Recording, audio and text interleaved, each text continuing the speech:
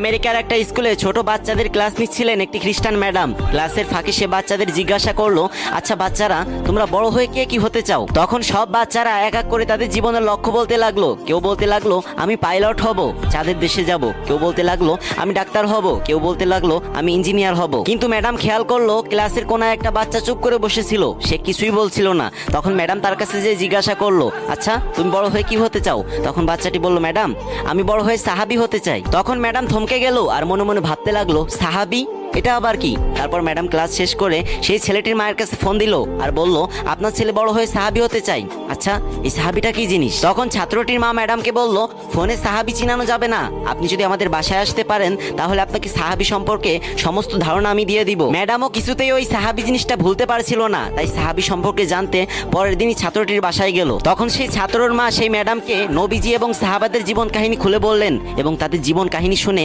সেই খ্রিস্টান ম্যাডামটি ইসলাম ধর্ম গ্রহণ করলেন। কি কেউ সুবহানাল্লাহ বলবেন না?